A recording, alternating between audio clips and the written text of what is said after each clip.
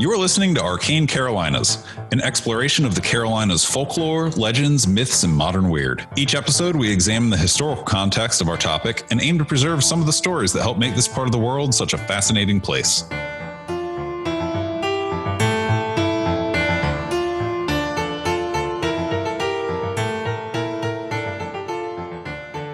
And now we're actually good to go whenever. We don't have to start talking right now, but we're good to go whenever. No, let's let it rip. This day is crazy for both of us. Yeah. We'll just jump right into it with a brand new episode of Arcane Carolinas. And I am your co-host, Charlie Mushaw. Leave that preamble in the edit, Michael.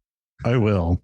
I am your other co-host, multi-award-winning novelist. I started to say award-winning, but multi-award-winning novelist, Michael G. Williams. There's a few. You got to stack them. You do. We like different kinds of bonuses in D&D. Yeah, right?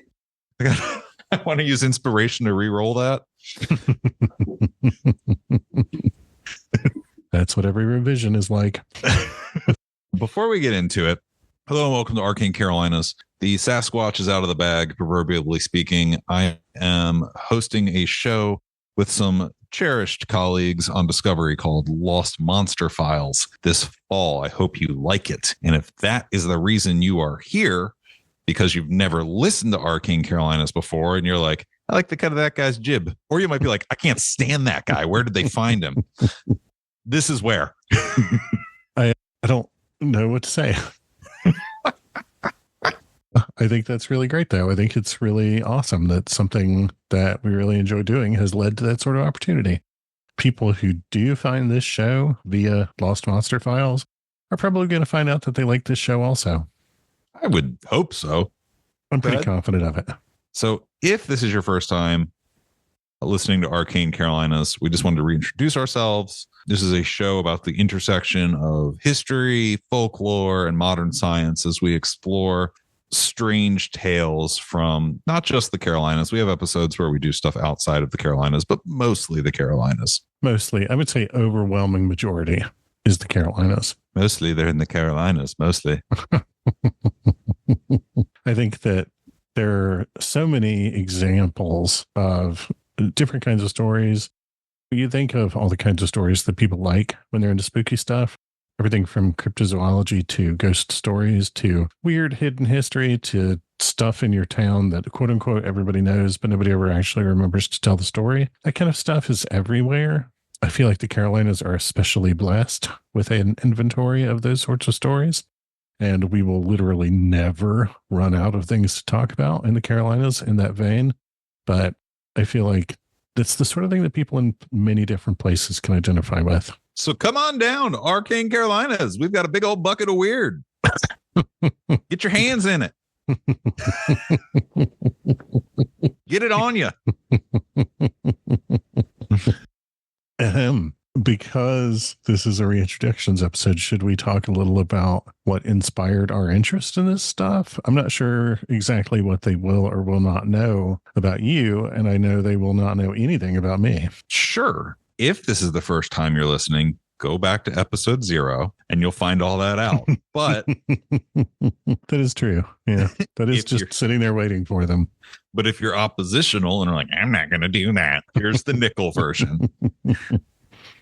I was raised a spooky young child. We won't take you quite that far back. Have you ever watched the show Los Spookies? No. Okay. I'm familiar with it, but I haven't seen it. One of the main characters has a mysterious background, and every time it comes up, and he makes sure that it has many opportunities to come up, the music kicks in and the lighting changes. It's really wonderful. Anyway, go ahead. Oh, yes. There is nothing mysterious here. I will just say that I am of a certain age to have been lucky enough to be a kid when the first Ghostbusters came out. The 80s were a absolutely wonderful time for spooky pop culture, and I never really let that go. And then as I got older and able to explore more on my own, you could find me buried in weird spooky books at the library about folklore and hidden history and ghost stories and all that kind of stuff. I specifically, it's not the Time Life series, but there was an encyclopedic type volume that a middle school teacher had on his bookshelf. And if you were good and you got your work done, you could go pick a book from the bookshelf to continue being quiet while other kids did their stuff. Yeah. And man, that was like the first time. I'll never forget the feeling I had reading about Spring-Heeled Jack.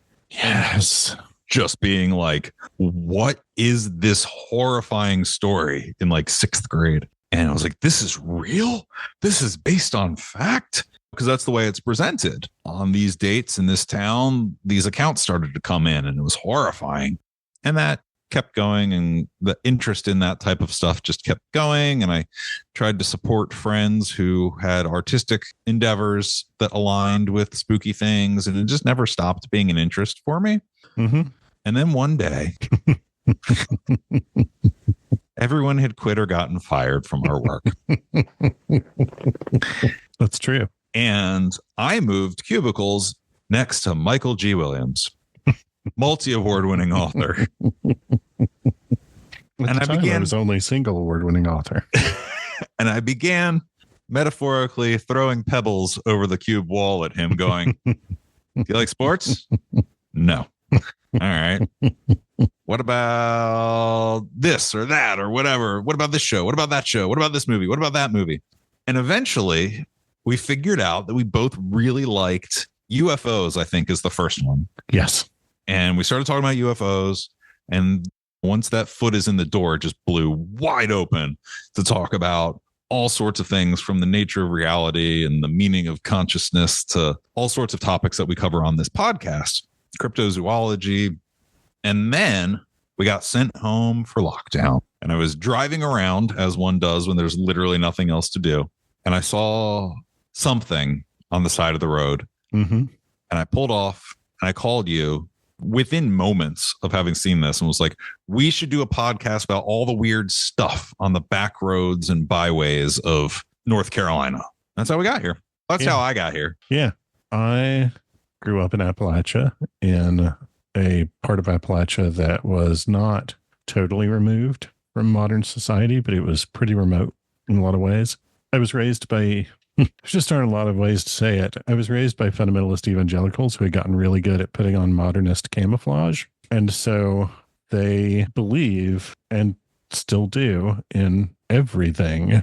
I was told repeatedly as a child, everything that we hear about in spooky stories and stuff like that, that was not how it was phrased, but ghosts, monsters in the woods, everything. It's all real, but it's also all probably demons coming to get you. So we should never talk about it because that will give it power, which is a weird thing to tell a child. And I was told that many times as a child by different people in my immediate circle of relatives, which was a pretty large circle.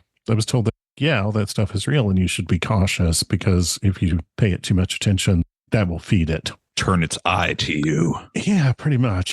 It was a real, if you stare into the abyss stares back, except in this case, it's whatever lives in the holler back there. I just imagine standing on the edge of the abyss and staring down, and slowly two googly eyes materialize and go, "Hello there." Ah! I think if that had been true, we would have a very different world. But no, I was raised in an environment that was rich in beliefs and also told to keep it all under my hat.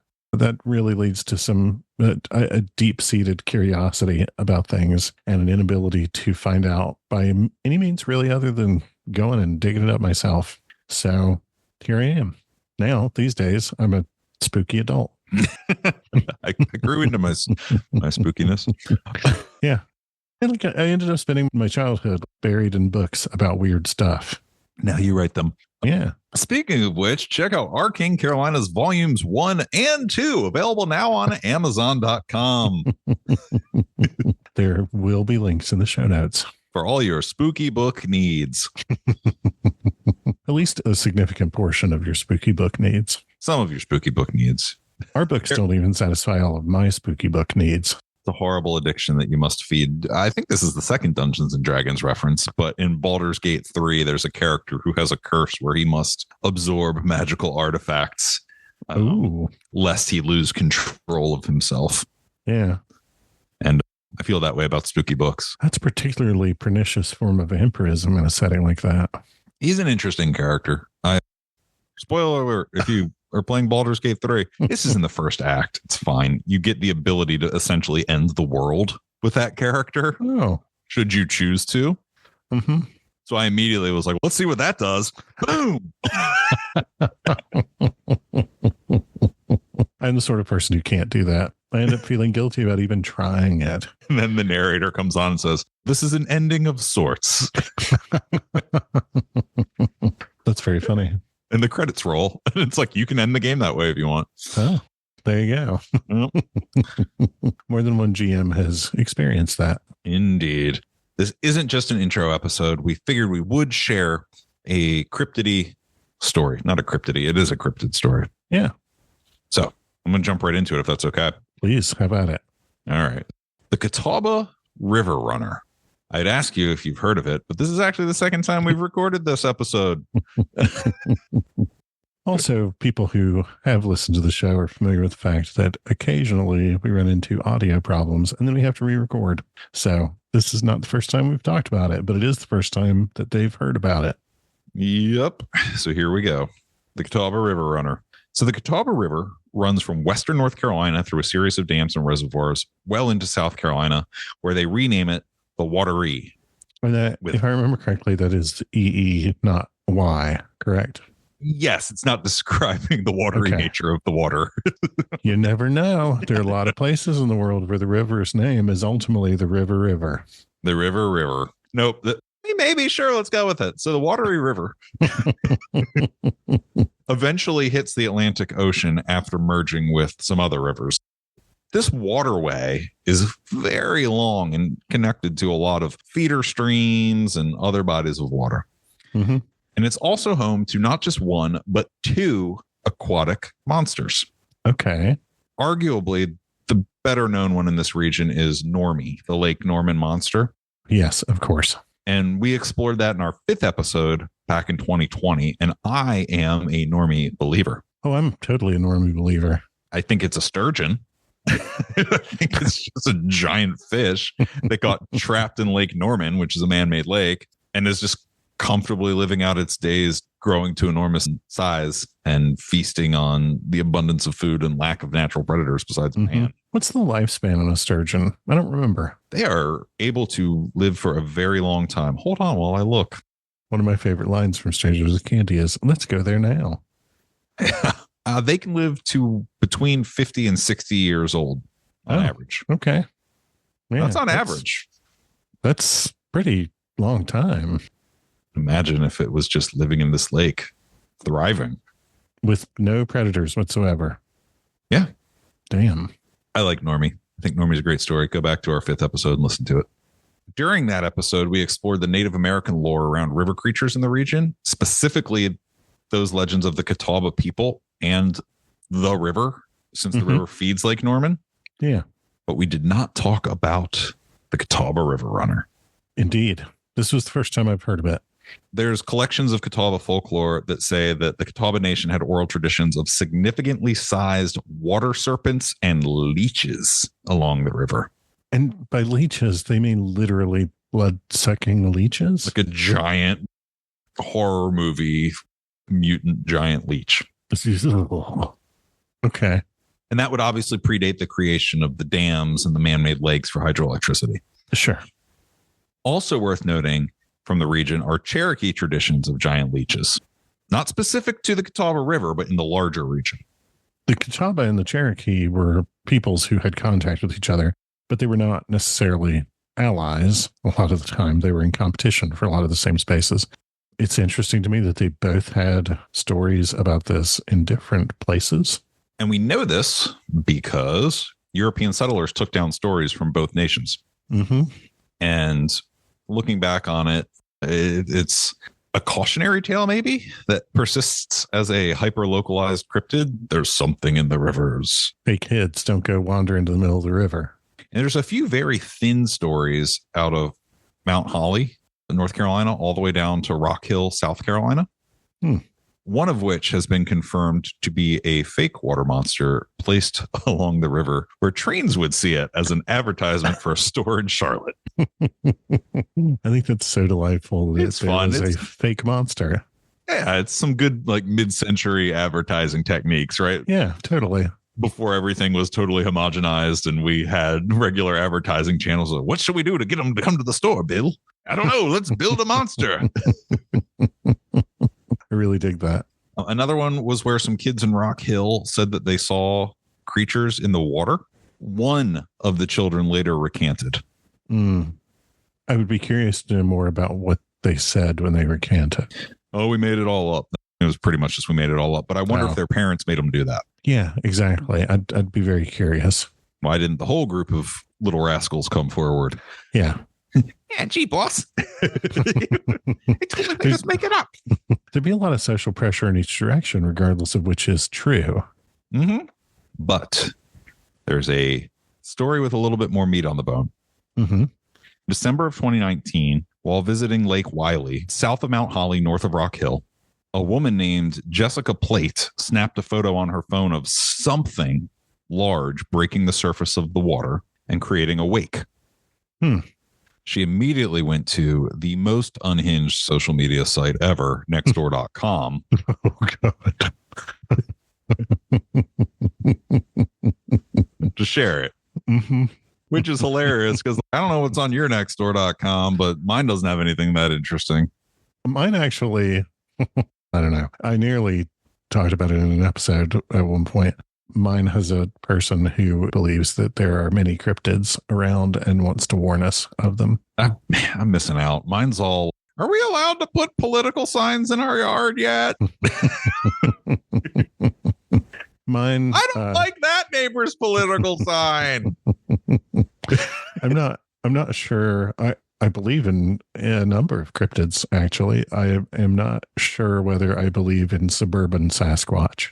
Suburban Sasquatch. I'm not sure there's a Harry and the Hendersons type situation happening in the middle of the burbs. H-O-Ape-Man. Yes. H-O-Ape-Man is it. That's the title. 100%. So here's her quote to her next door. Mm-hmm. I know this picture isn't the greatest, but tonight while walking around the lake in our neighborhood, we saw this 3 to 4 foot thing moving in the water. At first, I thought it was a dog or a deer or maybe even a scuba diver. The photo was taken around 7:15 p.m. and she went on to state that she first noticed it when the thing appeared to be swimming towards her and then turned away. So, furthering the quote, the wake it made was enormous. Please, does anyone here know what it was? It's really interesting because that's not a self-aggrandizing and it doesn't seem like it's hugely exaggerated. It's not a everybody panic and it's not, I noticed the special thing and I'm best friends with it. It's, I saw something weird in my neighborhood. Has anybody else seen it? It's really fascinating stuff. I like it for all of those reasons. Yeah. Nobody's trying to make a buck off. Mm-hmm.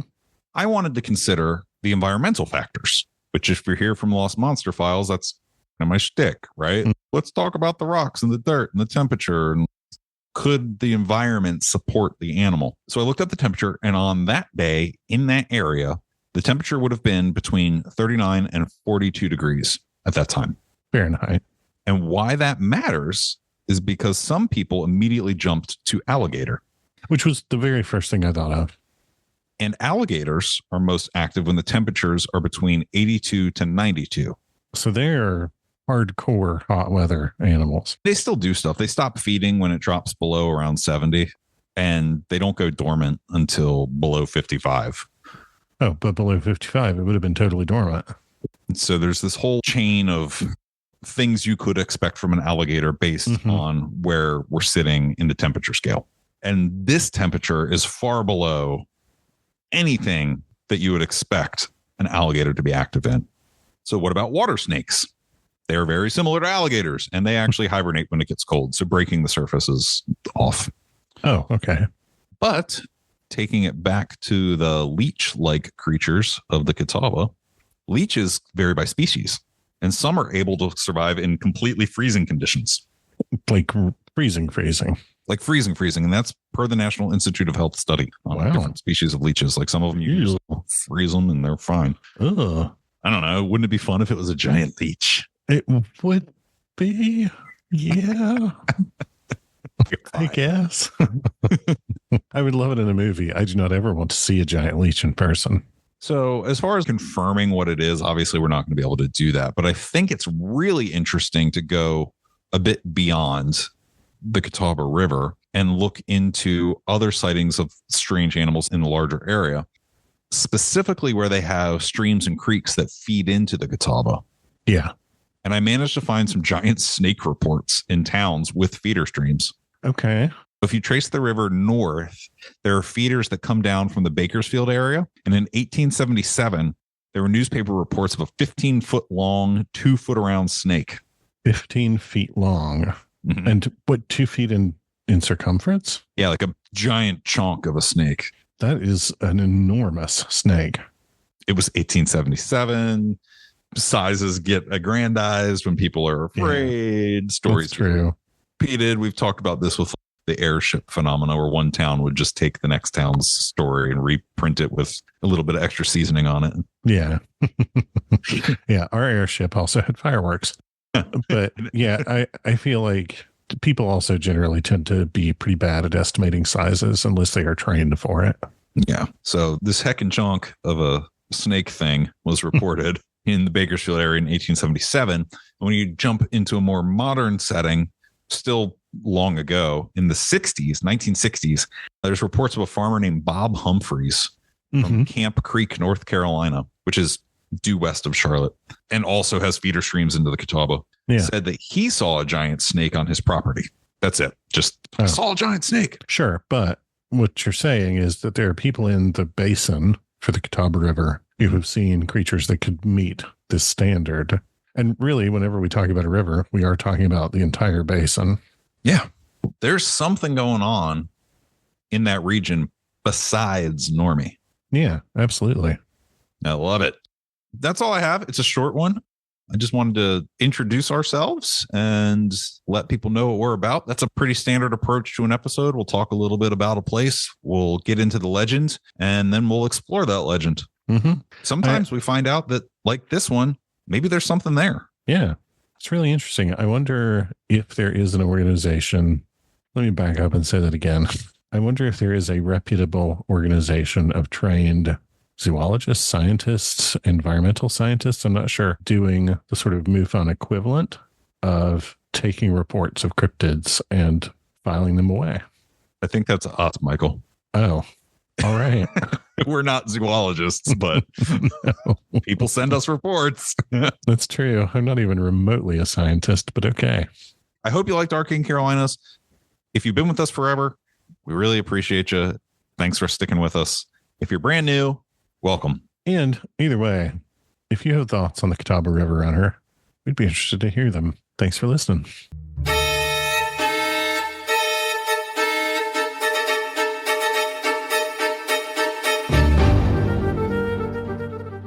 You've been listening to Arcane Carolinas. Thank you for listening. We hope you enjoyed it. For more episodes, behind-the-scenes information, and links to our social media, check out www.arcanecarolinas.com, where you can also buy the Arcane Carolinas book.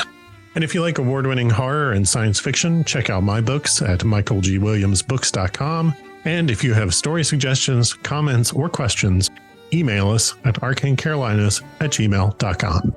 And thanks for listening.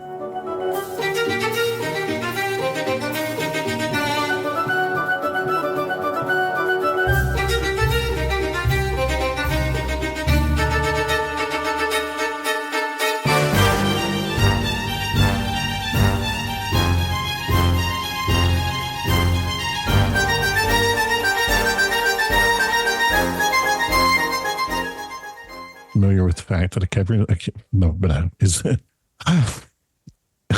people who have listened to the show will be